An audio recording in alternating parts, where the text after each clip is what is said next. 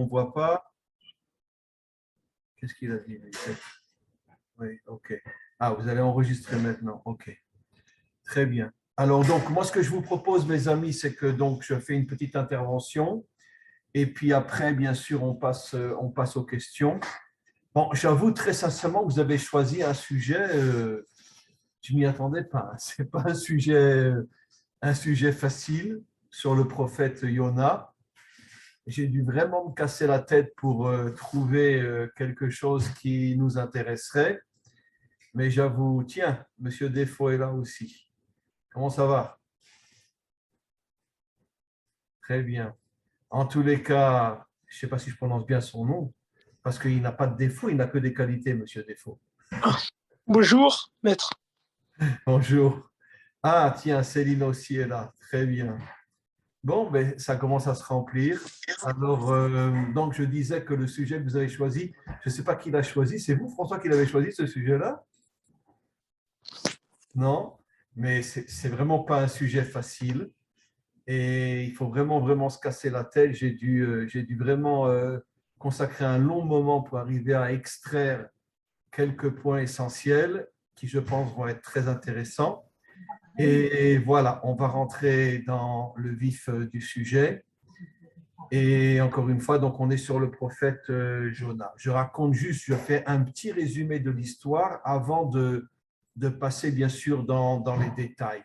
On ne pourra bien sûr pas tout expliquer, mais certains points très importants. Comme on le sait, donc Dieu demande à Yona, en hébreu c'est Yona qui veut dire la colombe. En français c'est traduit par Jonas, mais en vérité, comme toutes les traductions, elles sont complètement fausses. La vraie traduction, le mot en hébreu, c'est Yona, qui veut dire la colombe. Et donc, il porte le nom la colombe, quoi, un oiseau. Et Dieu donc lui demande d'aller jusqu'à Nineveh, qui est donc la capitale du pays qu'on appelle à l'époque Achour, et un pays extrêmement éloigné d'Israël. Et pour aller leur annoncer que s'ils ne font pas teshuva, que s'ils ne cessent pas de se comporter d'une manière corrompue, ils vont être détruits dans 40 jours. Et Yona réagit d'une manière tout à fait incompréhensible. Il refuse d'aller à Nineveh et il s'enfuit. Il s'enfuit sur un bateau, vous connaissez l'histoire.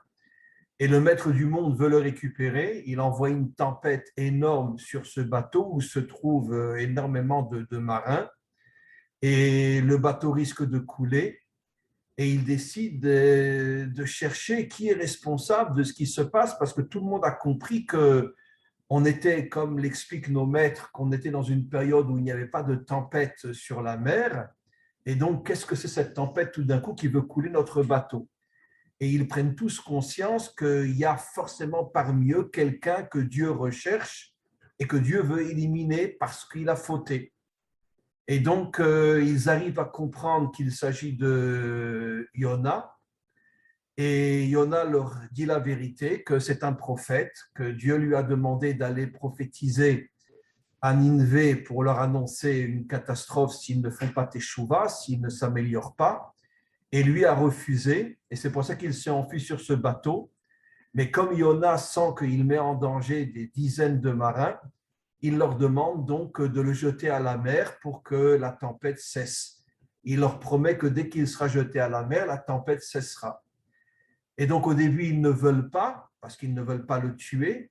Ils essayent de tout faire pour essayer de revenir sur la plage, mais ils n'y arrivent pas. Le vent souffle de plus en plus fort. Et finalement, ils n'ont pas de choix. Ils prennent Yona, ils le jettent à la mer. Et donc après, bon, c'est très compliqué au niveau des métaphores. Personnellement, je pense que les choses ne sont pas à prendre à la lettre. Comme vous le savez, toute la Torah est codée. Il n'y a pratiquement pas un verset qui ne cache pas des secrets que l'on ne voit pas dans le verset lui-même, tel que nos maîtres nous l'expliquent. Mais en tout cas, au niveau, on pourrait dire du sens littéral, il y a un grand poisson qui vient et qui avale Yona. Et Yona, d'une manière tout à fait miraculeuse, va survivre dans le ventre de ce poisson. il va comprendre qu'en vérité, il a été puni parce qu'il a refusé la mission de Dieu. Et finalement, il va prier, demander pardon à Hachem. Et le poisson va le cracher, va le sortir sur le bord de mer. Et finalement, à ce moment-là, Dieu se remanifeste à lui. Et cette fois-ci, il accepte sa mission. Il arrive jusqu'à Ninvé et il annonce au peuple et au roi que s'ils ne font pas Teshuvah, dans 40 jours, toute la ville sera détruite. Et immédiatement, tout le peuple fait Teshuvah. Ça commence par le roi. Ils font une Teshuvah inimaginable et finalement, la sanction est levée. Et finalement, la capitale Ninvé est sauvée. Et donc, ce sont des centaines de milliers d'hommes, de femmes et d'enfants qui sont sauvés parce qu'ils ont pris sur eux de faire Teshuvah. Ça, c'est le sens littéral. Maintenant, nos maîtres posent une question que vous pouvez vérifier, que vous verrez que cette question est tout à fait fondée. Il n'y a pas un seul prophète dans toute la Bible à qui Dieu a demandé d'aller prophétiser, d'aller annoncer aux nations qu'ils se comportent mal ou qu'ils se comportent bien, peu importe. Le seul et unique prophète à qui Dieu demande de partir dans un pays très, très, très loin et de leur annoncer que s'ils ne font pas Teshuvah, ils seront détruits, c'est Yona, Jonas en français. Yona, c'est le seul prophète. Et donc, ni Jérémie, ni Ésaïe, ni Yecheskel, aucun prophète. Regardez, dans toute la Bible, les prophètes ont toujours prophétisé à Israël. Qu'est-ce qui se passe, demandent nos maîtres, que tout d'un coup, Dieu demande à un prophète juif de partir à des milliers de kilomètres pour aller annoncer à des étrangers qu'ils se comportent mal et qu'ils sont en danger. Ça ne s'est jamais, jamais, jamais produit pendant toute l'histoire biblique. Qu'est-ce qui se passe? Pourquoi? Alors, il y a deux raisons qui font que Yona a refusé. Et je vais les expliquer. En vérité, Ninvé est la capitale du pays de Achour. Achour, dans quelques décennies, va attaquer Israël et va exiler les 10 tribus d'Israël dans les pays qui s'appellent aujourd'hui l'Afghanistan et le Pakistan. D'ailleurs, Achour était cette région-là. À cette époque-là, ça ne s'appelait pas bien sûr l'Afghanistan ou le Pakistan. C'était le pays de Achour, une civilisation très, très, très forte. Elle part à la conquête du Proche-Orient et c'est eux qui vont détruire une grande partie d'Israël et qui vont exiler les 10 tribus d'Israël. Donc, il y a quelque chose d'absolument bizarre ici. Pourquoi Dieu demande à Yona d'aller pousser les gens de Achour à faire Teshuvah, alors que dans quelques années, ils vont venir et ils vont pratiquement détruire 80% de la terre d'Israël et exiler les 10 tribus d'Israël. Il ne restera que Yehuda et Benyamin. Et eux-mêmes, 50 ans après, seront détruits par les Babyloniens, par Nabuchodonosor. Pourquoi? Alors, nos maîtres expliquent, et je vais le prouver même d'une manière assez moderne, il y a un phénomène assez incroyable dans l'histoire. Et comme je le dis toujours, je vais parler d'Israël, mais je l'ai dit déjà des milliers de fois et vous me suivez tous et toutes et vous le savez, l'histoire d'Israël n'est qu'en vérité le microcosme de l'histoire de l'humanité tout entière. Ce qui est vrai pour nous est vrai pour tous, pour toutes les nations et tous les peuples. Lorsque Hachem décide d'envoyer une nation contre Israël, il faut que cette nation ait un minimum de mérite pour mériter d'être l'envoyé de Dieu pour accomplir une mission qui n'est bien sûr pas positive du tout, puisqu'il s'agit de détruire Israël et d'exiler des tribus, mais Dieu ne se servira jamais d'une nation qui est complètement corrompue, et je vais le prouver, il ne se servira jamais d'une nation complètement corrompue pour l'envoyer dans une mission divine.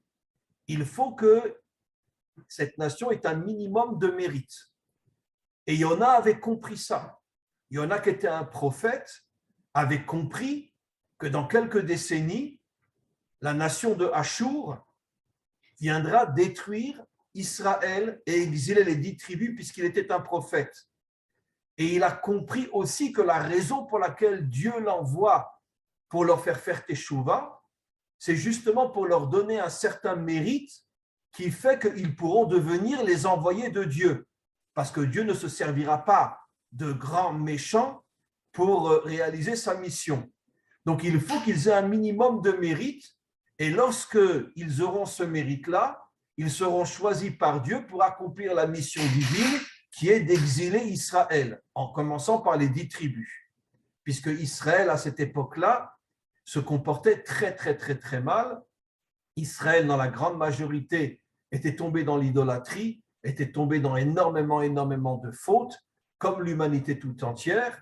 Mais Israël, étant le laboratoire expérimental de l'humanité tout entière, Israël était complètement tombé avec des rois corrompus. Ça a commencé avec Jéroboam, etc., qui a réintroduit l'idolâtrie dans le peuple juif, et beaucoup d'autres fautes, la corruption, la débauche, les meurtres, etc. Israël était dans une situation absolument catastrophique sur le plan moral et sur le plan spirituel à cette époque-là. Donc, Yona savait que Dieu voulait détruire Israël, mais il fallait encore une fois une nation qui a un minimum de mérite. Et c'est la raison pour laquelle il envoie Yona pour voir si les gens de Achour vont mériter d'être choisis par Dieu pour aller détruire Israël. Alors pourquoi Yona a refusé? Eh bien, Yona a refusé parce qu'il ne voulait pas détruire Israël. Il ne voulait pas être l'instrument de la destruction d'Israël. Et c'est pour ça qu'il s'est enfui. Pour justement ne pas donner ce mérite à Achour de pouvoir détruire Israël. Maintenant, je vais vous donner des preuves concrètes que tout ce que je dis, c'est toujours réalisé. Commençons par l'Égypte, qui a asservi Israël, qui les a transformés en esclaves. Mais quelques décennies avant, les Égyptiens se comportaient d'une manière extraordinaire à l'époque de Yosef avec Israël. Et quand après, les 70 personnages de la famille de Jacob sont descendus en Égypte et se sont multipliés, pendant de très nombreuses décennies, les Juifs vivaient en Égypte comme de grands privilégiés. Pourquoi? Parce que l'Égypte était reconnaissante de ce que Yosef avait fait pour l'Égypte, et d'une certaine manière, les Juifs étaient aimés et protégés. Après, il y a eu un nouveau roi, un nouveau pharaon qui s'est levé, qui ne connaissait pas Yosef, et qui lui a tout changé. Mais au départ, les Égyptiens se comportaient d'une manière extrêmement bonne avec Israël, et puis après, tout s'est transformé. Donnons un autre exemple. Après l'exil de Babylonie, les Perses arrivent à vaincre les Babyloniens. Ils ont à leur tête le roi Cyrus. Vous avez tous lu la Bible. Vous savez que Cyrus était un très, très, très grand ami des Juifs. Et l'une des premières choses qu'il a demandé aux Juifs, retournez tous en Israël. Évidemment, les Juifs sont des têtes brûlées, ils n'ont pas voulu rentrer. Seulement quelques pourcentages sont rentrés en Israël. Les autres, finalement, sont restés en exil. Mais Cyrus a donné de l'argent, il a donné une grande partie de son armée pour aider les Juifs à revenir en Israël et à reconstruire Jérusalem et à reconstruire le temple. Malheureusement, il n'a pas été écouté. Mais quoi qu'il en soit, au départ, Cyrus était un grand, le roi de Perse était un grand ami d'Israël. Et puis 3 générations après, il y a eu Cyrus, Darius et Assuérus. Assuérus, le grand ami de Haman, ils ont décidé ensemble de faire, ce qui n'a pas marché, mais de faire la première Shoah, le premier génocide d'Israël. Comment c'est possible? On retrouve la même histoire. Les Égyptiens, au départ, étaient très bons avec Israël et après, ils les transforment en esclaves. Les Perses étaient au départ, à l'époque de Cyrus et de Darius, très bons avec les Juifs et après arrive Haman et Assuérus et Haman veulent faire la première Shoah. Et donnons d'autres exemples. Je l'ai souvent expliqué, dans notre monde moderne, quel a été au départ le pays qui a été le plus ouvert et le plus ami avec les Juifs d'Europe? L'Allemagne. Absolument. l'Allemagne a été le pays qui a véritablement été le premier en Europe à vouloir, d'une certaine manière, sortir les Juifs de l'exil, pas sur le plan territorial, mais sur le plan mental, et ils les ont aidés véritablement à se détacher de toutes les servitudes de l'exil. Et les Allemands, au départ, avant la guerre de 14-18, et je vais le prouver avec la guerre de 14-18, je l'ai déjà dit, mais je vais me répéter, étaient des grands amis des Juifs. C'est fou, c'est absolument incroyable. Et en quelques décennies est arrivé Hitler et le nazisme.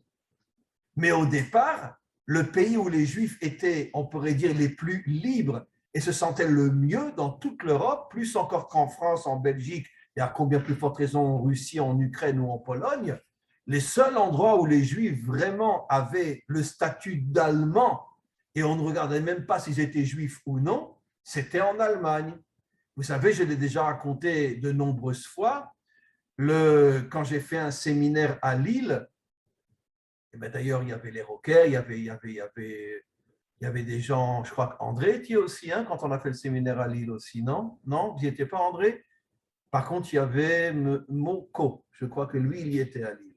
Ah, il y avait bien sûr Jean-Luc et Marie-Claire Renard. Ben, vous le savez, à Lille, il y a eu, pendant la guerre 14-18, il y a eu de très, très grandes guerres. Enfin, Lille est la région. Et donc, j'étais chez des amis qui habitaient à côté de Lille. Et puis, bon, on a eu un petit moment de détente. Ils m'ont promené dans la région et ils m'ont montré un cimetière allemand avec des milliers de tombes, des Allemands qui sont tombés pendant la guerre 14-18. Et j'ai vu quelque chose d'absolument fou. Une croix, un Magen David. Une croix, un Magen David. Ça veut dire que dans le cimetière chrétien, alors que généralement les Juifs veulent toujours être enterrés à part, mais là, dans le cimetière chrétien, tu avais une croix, un Magen David, une croix, un Magen David. J'ai demandé à mon ami, mais comment c'est possible? Il me dit, parce que pendant la guerre de 14-18, les Juifs allemands étaient tellement, on peut dire, connectés à l'Allemagne, qu'ils se sont battus avec les Allemands, ils se sont engagés avec les Allemands, et quand ils sont tombés, à ce moment-là, les Allemands eux-mêmes ont voulu leur créer, on pourrait dire, un endroit où il n'y aurait que des Magen David. Et les Juifs d'Allemagne eux-mêmes ont dit non, on veut être enterrés au milieu des soldats allemands. Et on a tous cette photo cette photo qui est très connue pendant la guerre 14-18, où on voit les Allemands rentrer, je ne sais plus si c'est en Russie ou peu importe, en Hongrie, et on les voit rentrer dans un ghetto avec de la nourriture, et ils donnent à manger à des enfants juifs, à des mamans juives, etc. Et en quelques années, paf, le nazisme monte, Hitler, la Shoah. Je vous ai donné 3 exemples, et je pourrais vous en donner encore, qu'à chaque fois qu'un pays s'est comporté d'une manière extrêmement bonne avec Israël, en quelques années, il se retourne complètement et devient le pire ennemi d'Israël. L'Égypte, la Perse, l'Allemagne, et prenons l'exemple de l'Amérique. Vous savez que l'antisémitisme est en train de monter d'une manière inimaginable en Amérique, et heureux comme un juif américain, on n'a jamais vu ça dans toute l'histoire de notre exil. Les Juifs en Amérique, jusqu'à il y a encore très peu de temps, vivaient de la manière la plus extraordinaire possible. Et aujourd'hui, tout le monde sent que l'antisémitisme est en train de remonter. Et je n'ai aucun doute, et que Hachem ne m'entende pas, mais je n'ai aucun doute que l'Amérique va se transformer, va devenir un pays nazi qui va détruire toute la communauté juive qui est en Amérique. Je n'en ai aucun doute, s'ils ne s'en vont pas avant. Donc, on voit toujours le même phénomène, qu'au départ, une nation est bonne avec Israël, et puis après, elle se retourne complètement. Pourquoi? Qu'est-ce qui se passe? Je reviens à l'histoire de Yona, c'est exactement ce qui s'est passé. Yona s'en va pour donner du mérite au pays de Achour, et le pays de Achour, quelques années après, va devenir le premier destructeur de 80% de la terre d'Israël et l'exil des 10 tribus. Et c'est la raison pour laquelle, encore une fois, Yona ne voulait pas être l'instrument d'Hachem pour cette prophétie parce qu'il savait qu'il ferait Teshuvah et que Dieu s'en servirait pour détruire Israël, et lui ne voulait pas être le complice de la destruction d'Israël. Maintenant, à un niveau très simple, j'ai après une autre explication aussi très importante que je veux donner, puis après je vais l'élargir au niveau du monde entier. Qu'est-ce qui se passe que l'Égypte qui aimait tant les Juifs, les Perses qui aimaient tant les Juifs, les Allemands avant Hitler qui aimaient tant les Juifs, les Américains qui pendant presque 2 siècles ont considéré les Juifs comme leurs frères et aujourd'hui sont en train de se retourner contre eux, qu'est-ce qui se passe que tout d'un coup un pays qui aime Israël se retourne contre lui? La raison est très simple. C'est en vérité en grande partie la responsabilité et la faute des Juifs. Pourquoi? Parce que c'est exactement ce qui s'est passé avec le roi Cyrus. Pourquoi, quand le roi Cyrus a demandé à tous les Juifs de repartir en Israël, leur a donné de l'argent, leur a donné une armée pour les protéger, pourquoi ils ne sont pas repartis? Parce qu'ils ont senti que l'empire perse était un empire extraordinaire, un empire qui aimait les Juifs, un empire dans lequel les Juifs pourraient se sentir bien et seraient reconnus comme des citoyens à part entière. Et ils n'ont pas eu envie de tout recommencer à zéro, de repartir dans un pays où il faudrait tout reconstruire et se fatiguer, etc. Alors qu'avec les Perses, ça serait beaucoup plus facile. Ça veut dire, quelle est la faute d'Israël? À chaque fois qu'Israël se trouve dans un endroit où les nations sont bons avec eux, ils n'ont plus envie de partir. Et donc, ils oublient leur mission, ils oublient leur terre, ils oublient leur Dieu. Quand je dis ils oublient leur Dieu, parce que justement dans tous les pays où les Juifs sont respectés et aimés, il y a une assimilation inimaginable. En Amérique, il y a pratiquement 70 à 90% de Juifs qui s'assimilent et qui perdent complètement leur identité. Et donc, à ce moment-là, à partir du moment où ils se perdent complètement, qu'est-ce que fait Dieu? Il retourne la bonne nation contre eux, de manière à ce qu'ils se réveillent et prennent conscience que le seul endroit où ils doivent être, c'est sur leur terre et redevenir une nation. C'est exactement ce qui s'est passé en Allemagne. En Allemagne, avant la Shoah, les Juifs étaient complètement assimilés. 2 Juifs sur 3 étaient mariés avec une Allemande, non juive. 2 Juifs sur 3 ne respectaient plus rien, ni le Shabbat, ni les fêtes, manger du porc, etc., ce qui est interdit bien sûr pour un juif. Et finalement, il y a eu un retournement total, est venu Hitler. Ça veut dire qu'à chaque fois qu'un pays se retourne contre Israël, en grande partie, il y a une forte responsabilité de la part des Juifs qui finalement s'assimilent, se perdent et refusent de reprendre leur destin en main. Ça, c'est la première raison qui a fait que Yona a refusé au départ de partir en Égypte, en Assyrie. Voilà, Achour, c'est Assyrie en français, Assyrie. Maintenant, il y a une autre raison qui va vous étonner énormément, que je vais expliquer, puis après je vais élargir ce que je dis. C'est que Yona savait, il connaissait le tempérament des hommes et des femmes d'Assyrie, de Achour en hébreu, Assyrie en français, et il savait que s'il leur annonce qu'une catastrophe va tomber sur eux, ils feront Teshuvah. Ils reviendront vers Hachem, ce qui s'est d'ailleurs passé tout de suite. Et par contre, en Israël, à cette époque-là, les Juifs ne faisaient pas du tout Teshuvah. Vous le savez tous, pour ceux qui connaissent bien la Bible, il y avait des dizaines de millions de Juifs à cette époque-là, puisque à cette époque-là, la polygamie était permise. Un homme se mariait avec 3, 4 ou 5 femmes. On se mariait généralement très jeune. Et donc, ce qui fait qu'il y avait peut-être 20 ou 30 ou 40 millions de Juifs à cette époque-là, puisque c'était aussi le grand Israël. Ce n'était pas l'Israël d'aujourd'hui. C'était le grand Israël. Donc, il y avait peut-être 30 ou 40 millions de Juifs. Qu'est-ce que nous dit la Bible? Combien de Juifs ne se sont pas prosternés devant l'idolâtrie? Sur 30 ou 40 millions, 7 000. 7 000 Juifs sont restés de vrais Juifs, alors que des dizaines de millions ont tout lâché.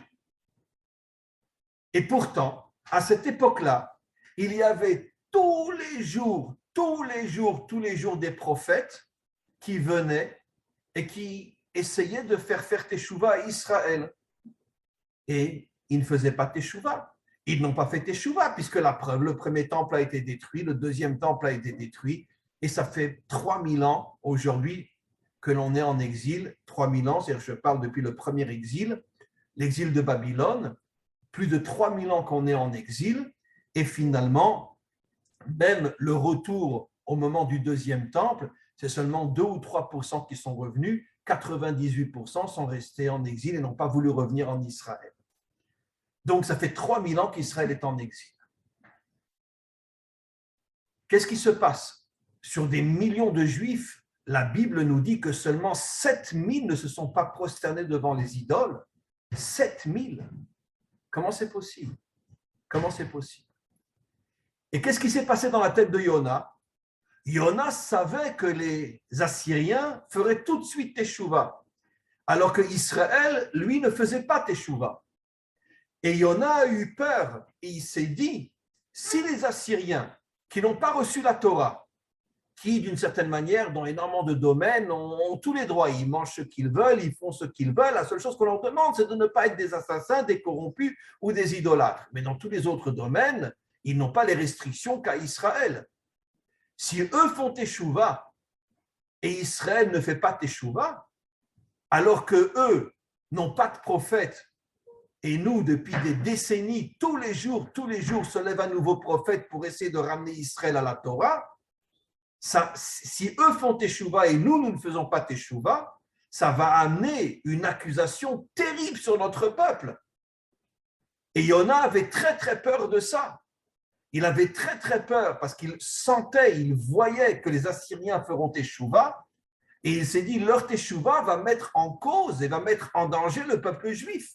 Et d'ailleurs, ce n'est pas pour rien que ce sont précisément les Assyriens qui sont venus détruire Israël et exiler les 10 tribus. Donc ça, c'est la deuxième raison. Nos maîtres posent la question, et j'ai déjà répondu à cette question. Vous savez que dans la Torah, comment nous appelle Dieu? Bon, je vous demande de se boucher les oreilles, mais le peuple a la nuque raide. Et les Juifs, c'est le peuple à la nuque raide. C'est marqué dans la Torah, on peut pas le fuir. Mais pourquoi? Ça veut dire quoi, le peuple à la nuque raide? Ça veut dire qu'on refuse de se plier devant Hachem. On refuse. Comment c'est possible? Pourquoi? J'ai déjà expliqué. Parce que chaque nation, il y a 70 peuples fondamentalement d'après notre tradition. Aujourd'hui, il y en a beaucoup plus, mais quand le Mashiach viendra, il reconstruira les 70 nations. Chaque nation correspond à une qualité particulière et à un défaut particulier aussi, mais une qualité et un défaut. Par contre, Israël est le microcosme de l'humanité tout entière.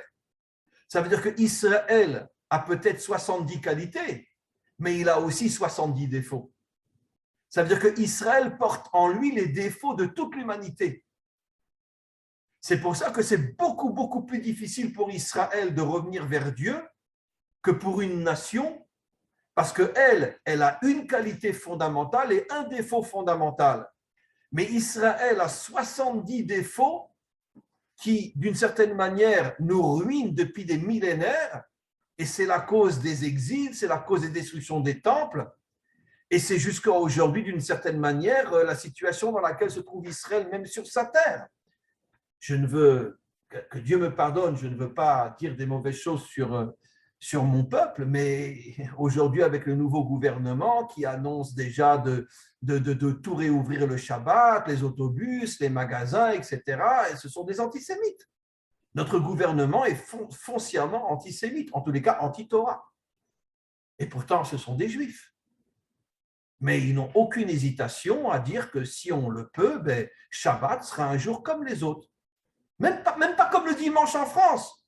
Le dimanche en France, tous les magasins sont ouverts. Oui, il y en a beaucoup, mais ils ne sont pas quand même tous ouverts. Le dimanche est malgré tout le jour du Seigneur, un jour de repos, un jour de vacances. Et chez nous, notre gouvernement, le nouveau, parle clairement que le Shabbat deviendra un jour comme les autres. Tu veux faire Shabbat, fais Shabbat dans ta synagogue, mais fous-nous la paix. Nous, on réouvre tout le Shabbat. Comment c'est possible? Parce que justement, c'est pour ça que je dis toujours que Israël est le microcosme de l'humanité tout entière. Nous portons en nous toutes les facettes de l'humanité. D'ailleurs, on le voit même d'une manière concrète. En Israël, il y a des Américains, des Chinois, des Hindous, des Russes, des Ukrainiens, des Marocains, des Perses, des Iraniens, des Syriens. Il y a pas un peuple aujourd'hui, même les peuples par rapport à l'ONU, je ne parle même pas des 70 peuples, il n'y a pas un peuple aujourd'hui qui n'a pas un représentant en Israël, soit un juif d'origine, soit au moins un converti. On ne peut même plus compter le nombre de convertis qu'il y a en Israël, qui viennent d'Amérique du Sud, qui viennent de tous les pays du monde, de tous les pays du monde. On a beaucoup de Noirs convertis en Israël. Je ne parle pas des Éthiopiens qui, eux, sont juifs d'origine, mais énormément de Noirs, énormément d'Hindous en Israël, beaucoup d'Hindous en Israël, beaucoup. Moi, j'ai un voisin qui est un Hindou et qui s'est converti. Alors, il y a des années déjà à l'époque de ses parents, mais c'est un Hindou. Et donc, il n'y a pas un pays au monde qui n'a pas un représentant ici en Israël. Mais comme malgré tout, aujourd'hui, Israël est un petit pays sur le plan géographique et un petit peuple, vous imaginez comment on peut s'en sortir avec tellement de différences, un Américain, un Russe, un Ukrainien, un Iranien, un Syrien, un Libanais, un Français, un Anglais, un Belge, et un Éthiopien, un Noir, je parle des convertis et des Juifs d'origine, comment c'est possible? C'est pour ça qu'il y a des tensions inimaginables ici. Et comme je dis toujours, en vérité, la raison pour laquelle Israël a été choisi pour être le microcosme de l'humanité tout entière, c'est parce que si Israël arrive à s'en sortir, c'est le salut et la réparation de l'humanité tout entière. Et c'est pour ça que Israël est, de tous les peuples, celui qui a le plus souffert dans toute l'histoire, celui qui a été le plus poursuivi et qu'on a cherché le plus à détruire, parce qu'il faut dire la vérité, il y a dans le peuple juif de grands défauts aussi. Comme je dis toujours, quand j'entends aujourd'hui quelqu'un, un rave ou un rabbin qui dit on est le peuple élu, j'ai envie de l'étrangler. Mais sincèrement, j'ai envie de l'étrangler. Ça veut dire qu'on est le peuple élu. Il n'y a pas des défilés gays chez nous, même à Jérusalem. Il n'y a pas, de la corruption, il n'y a pas des prostituées, on n'a pas des dirigeants qui sont corrompus jusqu'à l'os. Ça veut dire quoi? Il n'y a pas des sociétés qui volent. Ça veut dire qu'on est le peuple élu. Et comme je l'ai toujours dit, c'est marqué nulle part dans la Torah qu'on est le peuple élu, on est le peuple choisi. Et élu est une traduction grecque qui n'a rien à voir avec le mot en hébreu. Un peuple choisi, ça n'a rien à voir avec un peuple élu.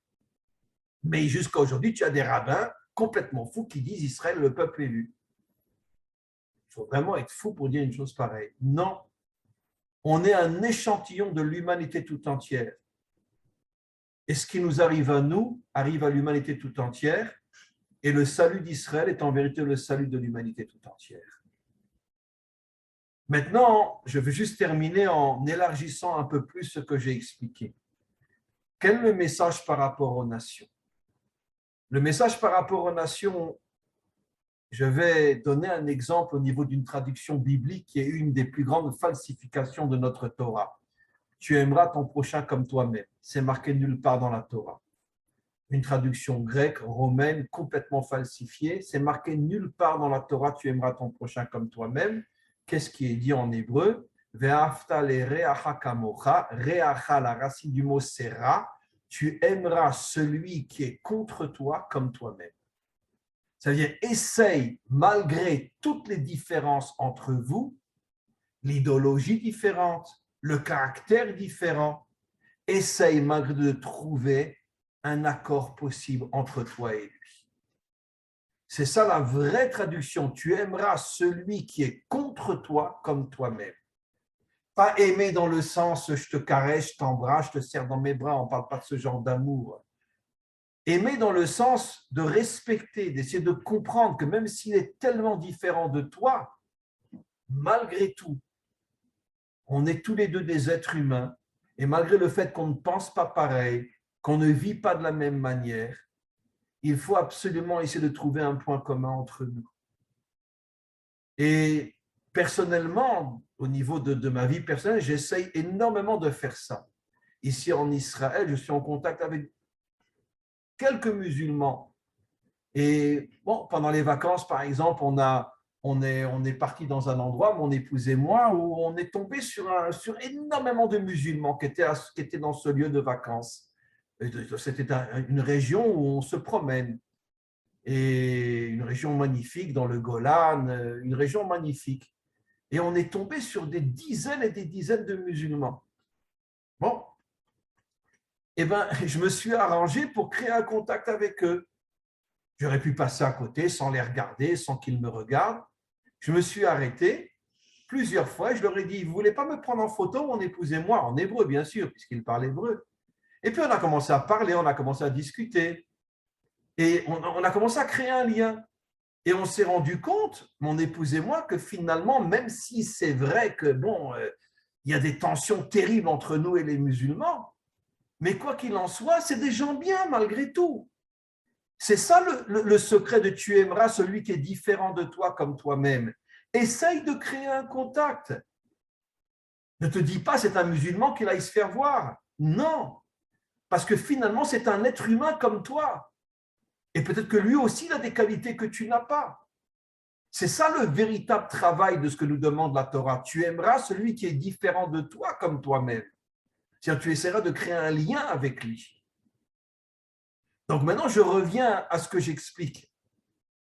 Donc, encore une fois, je vous demande vraiment de ne plus jamais dire tu aimeras ton prochain comme toi-même, parce que je vous garantis que vous falsifiez complètement l'ordonnance d'Hachem en disant une phrase pareille. Parce que le prochain, celui qui est proche de moi, donc celui qui me ressemble, alors que la Torah dit tout le contraire, tu dois respecter celui qui est différent de toi. D'ailleurs, c'est l'exemple dans le couple. On le sait tous. Dans un couple, il n'y a pas des tensions, il n'y a pas des différences. Mais on doit essayer malgré tout de se construire ensemble, malgré nos différences. Comment est appelée l'épouse dans la Torah? Ezer kenegdo, une aide contre toi. Justement parce qu'elle est contre toi, elle peut t'aider. Parce qu'elle n'est pas comme toi. Ce n'est pas ton sosie, ce n'est pas ton clone, pardon. Elle est différente de toi, respecte-la. Et comprends que chacun complète l'autre parce que chacun apporte quelque chose que l'autre n'a pas. Et c'est pour ça qu'il y a tellement de tensions dans un couple. Parce que justement, on est tellement différents. C'est exactement ce qui se passe au niveau de tu aimeras celui qui est différent de toi comme toi-même. Alors maintenant, arrivons à ce que je vais expliquer. Au niveau des nations, tout ce que j'ai expliqué au niveau de Yona est absolument vrai. Ça veut dire que lorsque on est avec quelqu'un, je vais vous étonner dans ce que je vais dire, mais lorsqu'on est avec quelqu'un qui est comme nous et qui nous fait du bien, c'est la situation la plus dangereuse qui existe. Pourquoi? Parce qu'on se laisse aller. On se laisse aller, on profite, on reçoit, et finalement, après, ça se retourne contre nous. Ça veut dire que tous les peuples qui ont fait du bien à Israël se sont retournés contre Israël. Ce que je dis est un exemple pour l'humanité tout entière.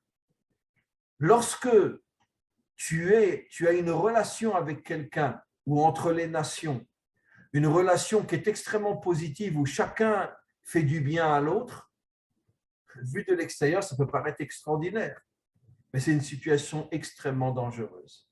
Pourquoi?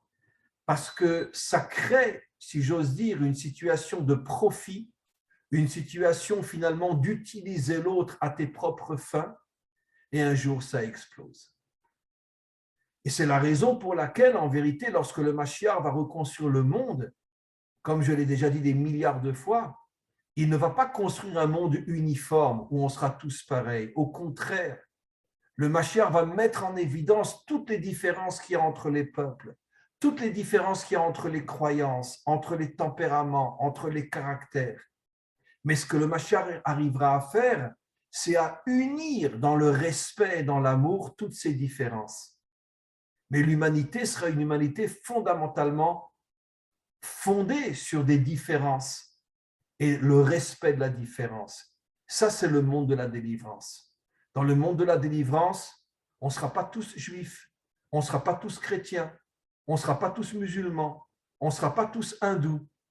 Chacun restera avec ses différences.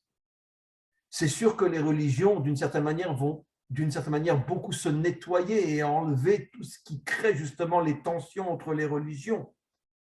D'une certaine manière, le fanatisme ou l'orgueil, penser que je suis le meilleur ou la meilleure religion, tout ça sera nettoyé.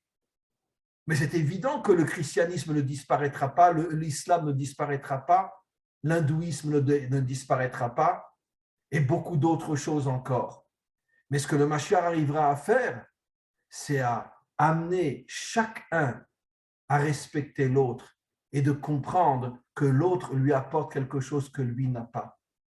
Un jour, les chrétiens comprendront qu'ils ont besoin des musulmans. Les musulmans comprendront qu'ils ont besoin des chrétiens. Les juifs comprendront qu'ils ont besoin des chrétiens et qu'ils ont besoin des musulmans. Et ainsi de suite. Les blancs comprendront qu'ils ont besoin des noirs. Les noirs comprendront qu'ils ont besoin des blancs. Les noirs et les blancs comprendront qu'ils ont besoin des jaunes ou des rouges. Ça veut dire que toutes les différences vont vivre dans le respect. Et c'est ça le secret de l'unité à la différence de l'uniformité. Donc, encore une fois, je conclus en disant que notre devoir est justement de ne pas chercher à vivre avec des gens comme nous, parce que c'est justement une situation très dangereuse.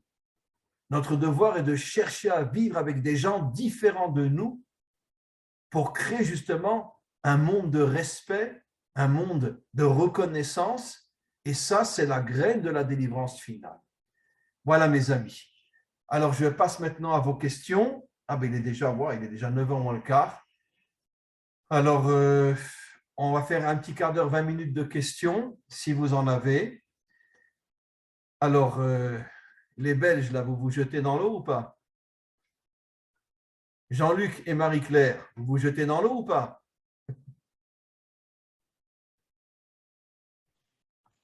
Notre connexion Internet n'est pas terrible, hein, donc si ça fait... Je vous entends bien, je vous entends bien.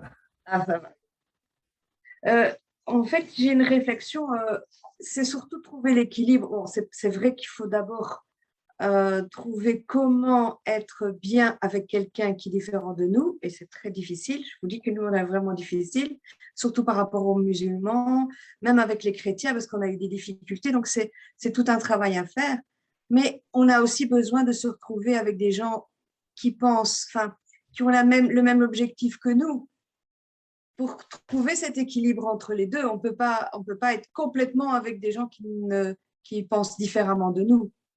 Alors, vous avez posé une question 100% juste. Et d'ailleurs, vous nuancez un petit peu mes propos et je vous en remercie énormément. Vous avez 100% raison, Marie-Claire. C'est évident qu'on ne peut pas vivre uniquement avec des gens différents de nous. Mais il faut savoir que même si on a besoin d'être avec des gens comme nous, parce que malgré tout, on se sent mieux, notre véritable mission et notre véritable travail sur Terre, c'est d'essayer de créer l'unité avec des gens différents de nous. Vous comprenez ce que je veux dire? Ça veut dire que oui, vous avez 100% raison, et je n'ai pas suffisamment insisté sur ça, et je vous remercie énormément de me l'avoir rappelé. Effectivement qu'on se crée des amis, on vit avec des gens qui nous ressemblent. Mais ça, c'est uniquement, vous savez, j'oserais presque dire, c'est comme les vacances. On a besoin de se retaper. Alors, on a besoin de vacances, on a besoin d'un jour de congé, on a besoin du dimanche, on a besoin du Shabbat, on a besoin du vendredi pour les musulmans. On a besoin d'un jour où finalement, allez, on se lâche. Mais d'un autre côté, la raison pour laquelle on est sur Terre, notre véritable mission est justement d'essayer de se connecter à des gens différents de nous. Je dis toujours, bon, excusez-moi je m'excuse de toujours répéter ça, mais la première fois que j'ai rencontré Don Alberto, le chef prieur de la basilique Saint-Pierre, je me suis dit, mais ce n'est pas possible, je ne pourrais jamais avoir un contact avec un homme pareil. C'est lui qui organise toutes les prières du Vatican. On est devenus de grands, grands amis. Pourquoi? Parce que lui et moi, on cherchait le côté positif qu'il y a dans chacun d'entre nous. On ne cherchait pas nos différences. On cherchait l'être humain qu'il y a dans chacun d'entre nous et on l'a trouvé. On est devenus de grands, grands amis. Bon, ça fait maintenant déjà 2 ans que je ne l'ai pas vu parce qu'il est maintenant très vieux. Il a, je crois, 96 ans. Il ne peut plus bouger d'Italie.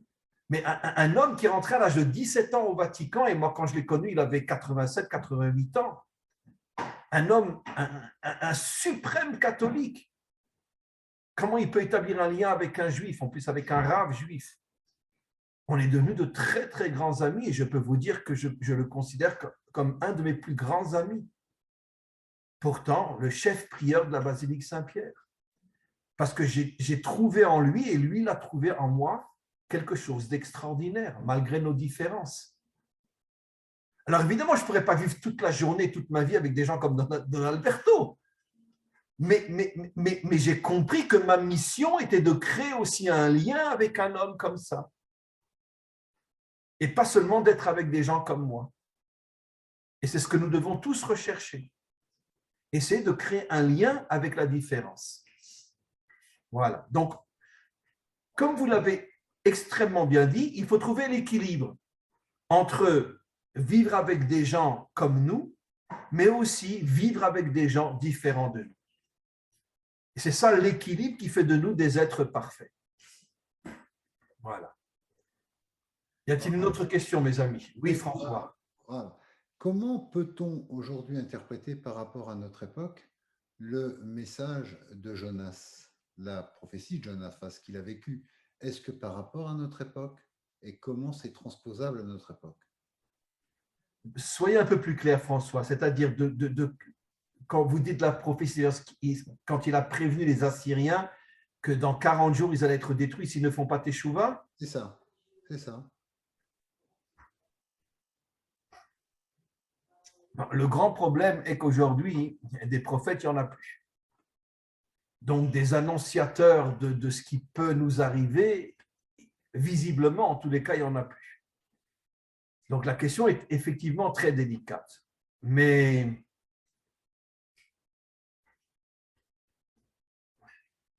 bon, j'ai envie de me donner une claque comme je vais répondre, parce que je vais répondre d'une manière un peu brutale. Mais regardez l'histoire. Dans toute l'histoire, toutes les civilisations ont disparu. Il n'y en a pas une qui a survécu. Elles ont toutes disparu. Pourquoi? Parce que quand elles sont arrivées à un sommet de corruption, de débauche et d'idolâtrie, elles ont toutes disparu. Il n'y a pas une civilisation qui a traversé l'histoire. Et même nous, Israël, qui avons traversé l'histoire, mais en passant par Auschwitz et Treblinka, en passant par l'Inquisition, en passant par les croisades, en passant par des catastrophes inimaginables. Donc, personne n'a pu traverser l'histoire, on pourrait dire, par le haut. Où les civilisations ont été complètement détruites, il n'y a pas une exception à la règle, ou, comme Israël, on a traversé l'histoire, c'est vrai, depuis qu'on existe, mais dans quelle souffrance inimaginable. Et jusqu'à aujourd'hui. Vous savez, il y a des manifestations en France qui disent il faut lutter contre l'apartheid en Israël. Quand j'entends ça, je vous garantis, presque je m'évanouis. Il n'y a pas un pays au monde où les musulmans sont autant respectés qu'en Israël. Vous entrez dans les cafés, dans les bars, dans les restaurants, dans les cinémas. Le tiers, si pas la moitié, sont des musulmans. Promenez-vous à Jérusalem, les musulmans sont partout. Allez vous promener dans le Golan, allez vous promener dans les parcs publics, les musulmans sont partout. Mais comment on ose dire des infamités pareilles? Vous savez qu'à Jérusalem, toutes les pharmacies de Jérusalem sont entre les mains des musulmans.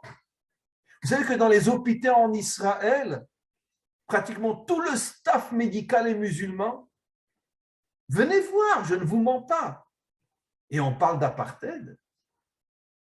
Dans toutes les universités d'Israël, un tiers, si pas la moitié, sont des musulmans.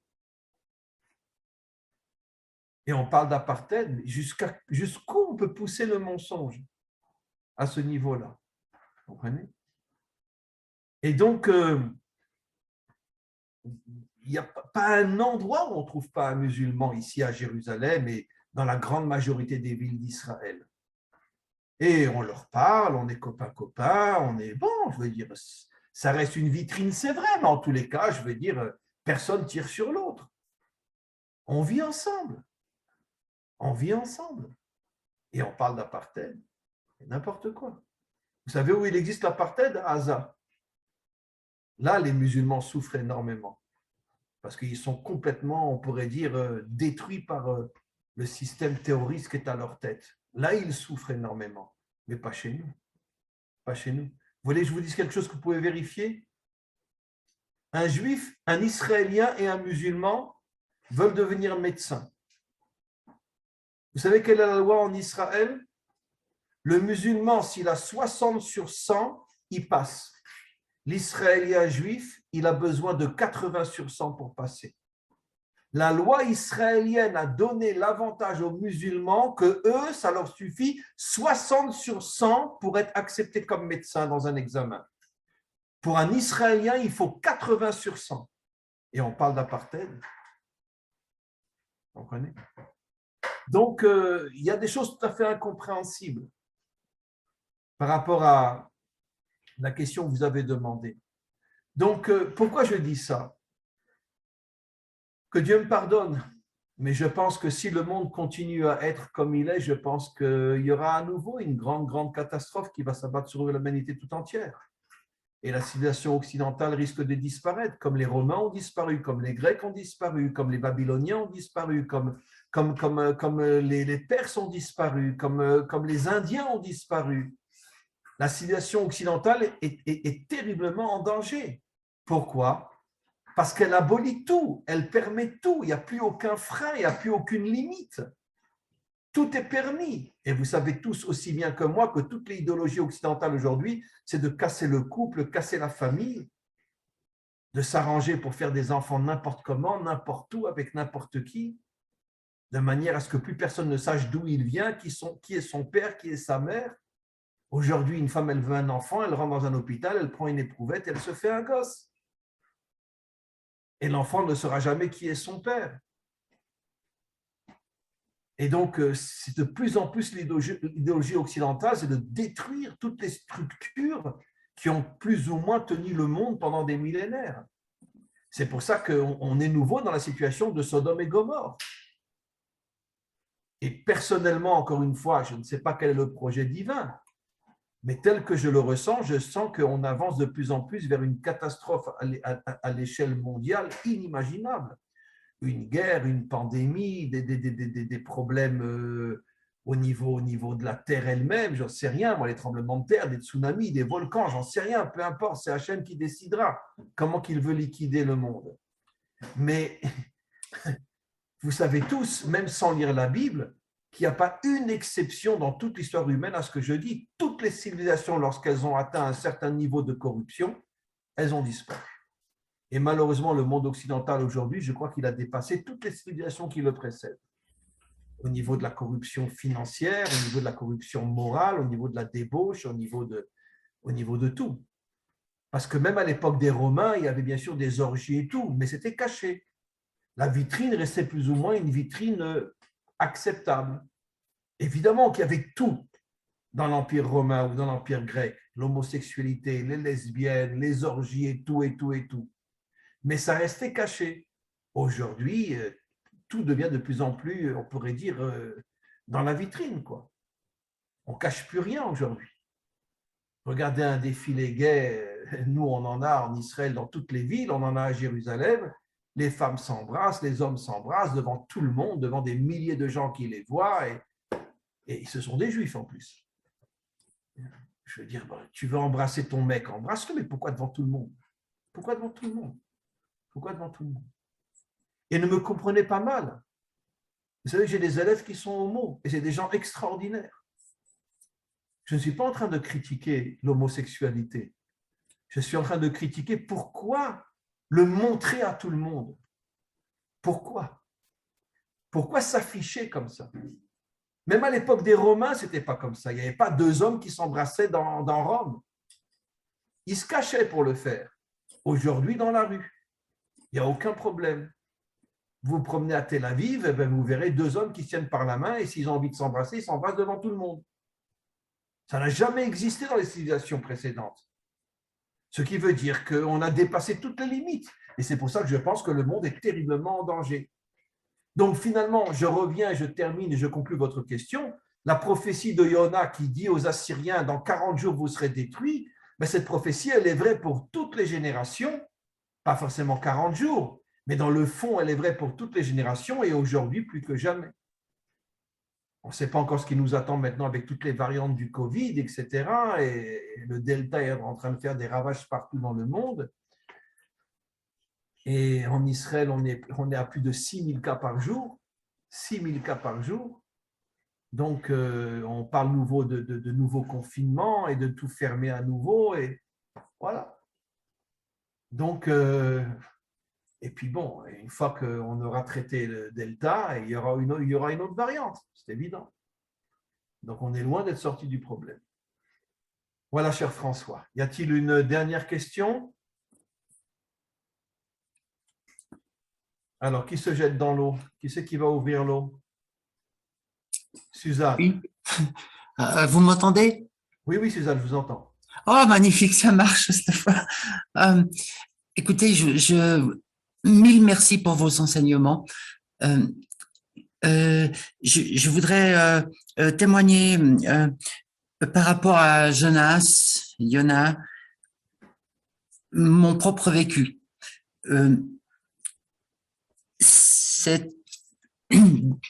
Je vais essayer d'être brève, hein. J'ai eu une période de vie extrêmement difficile où j'ai vécu dans des conditions extrêmement rudes et dans une solitude extrême. Et pendant ce temps-là, j'ai lu deux histoires qui m'ont vraiment profondément marqué. C'était l'histoire de Jonas et l'histoire de Job. Et Jonas, je me suis retrouvé dans son histoire, personnellement, par rapport à ce qu'il a vécu.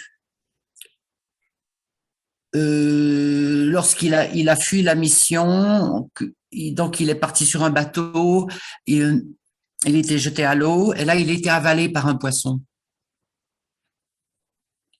Et je me suis demandé si on ne pourrait pas aussi appeler ce poisson un dragon. Parce que dans la mythologie asiatique ou même nordique, le dragon existe. Et le dragon, c'est un peu un animal mi-poisson, mi-terrestre, mi-volant, mi-tout, quoi. Et puis, j'ai eu le sentiment de vivre ça. Job dit qu'il est descendu jusqu'aux racines des montagnes. C'est profond. J'ai trouvé que c'était incroyablement profond ce qu'il dit là. C'est quoi les racines des montagnes? Il est apparemment rentré dans une souffrance énorme quand il était dans ce ventre. Il a tout vécu. Il dit qu'il a vécu toutes les tempêtes. Mais il était dans un ventre protégé. Et le poisson l'a recraché lorsqu'il était prêt pour accomplir cette mission. Et dans la mythologie, par rapport au dragon, le dragon avale sa proie, mais il ne la tue pas. Plus tard, il la recrache, et lorsqu'il la recrache, elle est transfigurée. La personne est transfigurée. Donc, je comprends le parallèle avec l'histoire de Jonas. Jonas a été recraché par le poisson et il était transfiguré. Il était à partir de là capable d'aller accomplir cette mission. Et j'ai eu le sentiment de vivre la même chose durant cette période extrêmement difficile où j'avais vraiment, je vivais l'enfer. Je suis descendu au plus profond de moi-même. J'étais en dépression, mais en même temps, j'avais le sentiment d'être dans un ventre, d'être protégé. Je n'avais plus d'agression extérieure. C'était vraiment pas normal. Et voilà, je voulais témoigner de ça, cette approche que il me semble avoir expérimenté de l'histoire de Jonas. Alors, c'est pas l'aspect plus politique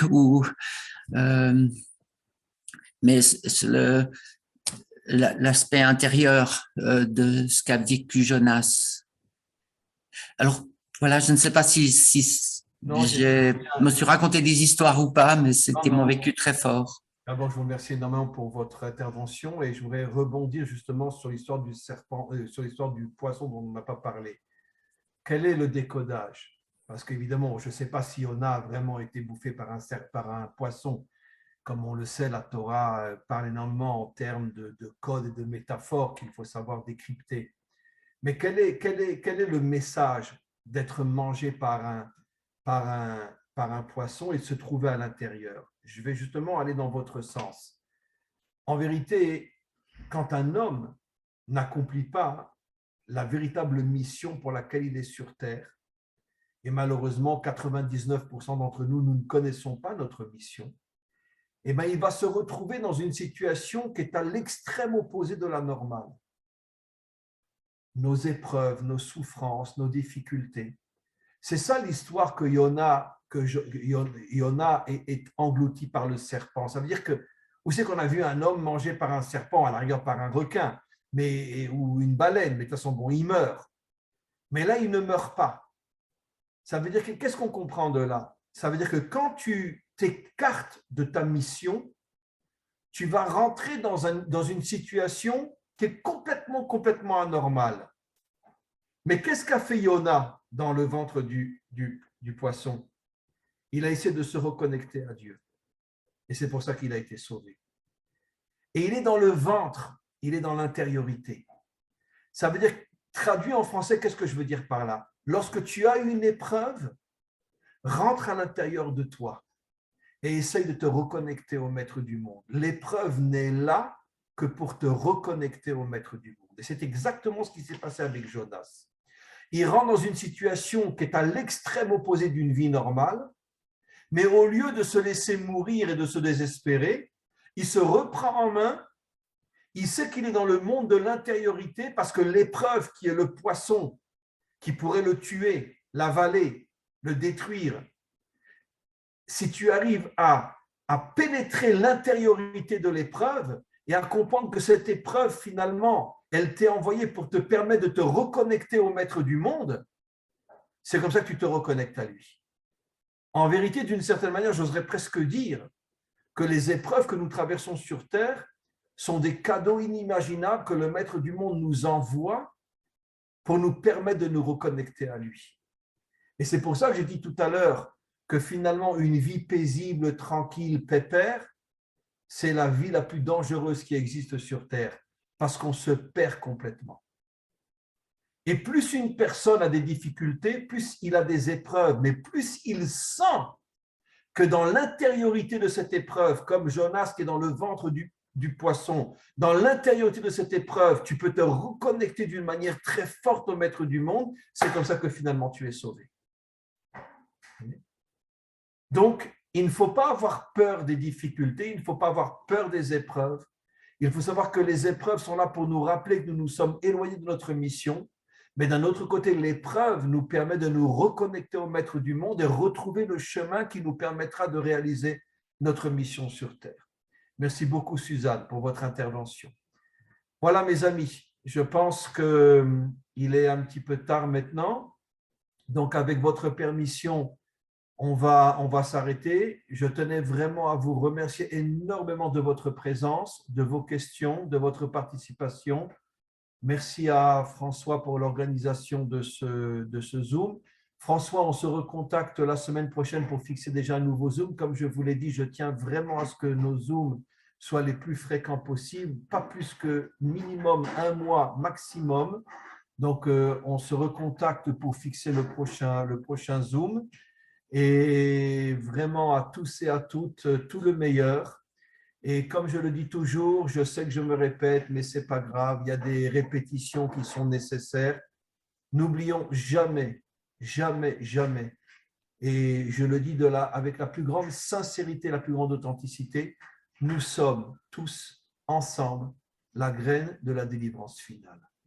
Parce que cette unité entre nous, ce respect entre nous, malgré le fait qu'on vit dans des pays différents, des mentalités différentes, des croyances différentes, mais on est ensemble, on se respecte, on s'apprécie et véritablement on essaye de trouver dans chacun d'entre nous l'être humain qui fait que la connexion est possible. C'est ça la graine de la délivrance. nous sommes véritablement, on pourrait dire, je ne sais pas si on dit la préface en français, j'ai oublié un peu mon français, mais quand on écrit quelque chose, on fait d'abord une préface. Bon, la préface, nous sommes vraiment la préface de la délivrance finale. Et donc, sachez que je vous apprécie énormément. J'ai énormément d'amitié et de respect pour vous. Et j'attends avec impatience notre prochain Zoom. Sachez quand même, je voudrais préciser, Raph, que les questions qui vous sont demandées, les thèmes que nous choisissons, c'est un petit groupe de réflexion avec Richard, avec Jean-Luc, avec Céline. Nous sommes vraiment un petit groupe de réflexion qui émettons des idées et ensuite vous soumettons le thème. Voilà. Donc, non, mais j'avoue très franchement, François, qu'au début, quand j'ai vu le thème, j'étais très étonné. Puis après, bon, j'ai passé un petit moment à essayer d'approfondir le sujet. Mais finalement, en conclusion, je suis très, très, très content des thèmes que vous choisissez. Parce que ce sont des thèmes, on pourrait dire, très marginaux, mais qui en même temps nous permettent de découvrir des notions qu'on n'a pas l'habitude de parler avec les autres personnes. Donc, continuez dans ce sens-là, de chercher des thèmes très marginaux qui nous permettent justement d'avoir des explications très profondes comme on a eu aujourd'hui. Voilà, je vais vous laisser, mes amis. Merci, merci, merci encore. Et j'attends, François, que vous m'envoyez le lien pour que je puisse le mettre sur le site. Pas de souci. Très, très, très bientôt et j'espère qu'on se reverra bientôt. Merci.